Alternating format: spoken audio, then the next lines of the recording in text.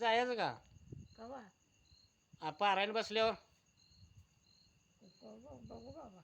अगं जावे की तुझं नाव तर काढतील सगळीजण. 120 वर्षाची म्हातारी आहे, भजनाला आली, कीर्तनाला आली. हा जाऊ म्हणतो. जावे की सगळीजण म्हणते ती अवसाजी कुठं आहे, अवसाजी कुठं आहे. हौसाजी काय बोलत नाही काय नाही. हा कोण म्हणते? तूच म्हणतेस की. हा मी कशाला म्हणते बाबा. मग आता तू तब्येत काय म्हणत्या, हा? तब्येत काय म्हणत्या. काय नाही, बरं आहे माझं माझं. काय नाही. हा बरं आहे म्हणलं माझं माझं. नाचून सांभाळते नाही तुला. होय. कशी आहे ती सांभाळायला. चहा पाणी खाणं जेवण हां आहेच की. लेकीसारखं सांभाळते कसं. होय हा होय होय. लेकच आहे ना तुझी ते. ते झालं कुठं. अगं उघडायची की तू काय म्हणतेस माझी लेकच आहे.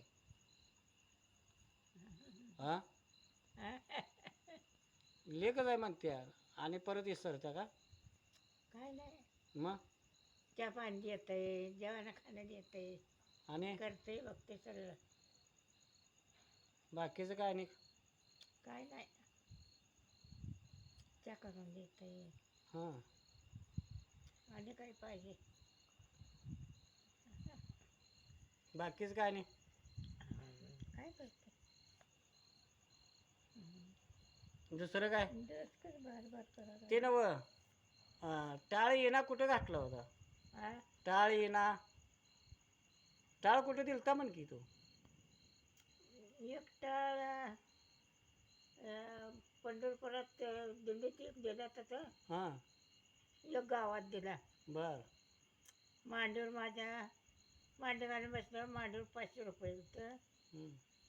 ते त्याचं टाळ घेऊन त्याचं घालून पेढ्याचा पुडा त्याचं देऊन हं. गावात एक टाळ पेढ्याचा हिथं देऊन 10-10 रुपयाचे टाळ होते की नाव घालून दिली की. बर मग पुण्य कमवले तू. हा लय पुण्य कमवले तू. लय कमी नाही. हा काय म्हणलं. पुण्य लय कमवलं म्हटलं. हां हां. आणि काय काय नाही बाबा आता. काय नाही म्हणजे आजच्या नाही मनुष्या नाही कशी. काहीच नाही. ते झालं कुठे 3-4 उघडले की ग अरे ये रे. ते उघडायचे की. उघड उघड तेवढं स्पेशल रूम आहे तुझ्यासाठी आहे ती. उघडवायचं आता तू बाहेर बसल्यास आता हवागार आहे हां, मस्तपैकी. आता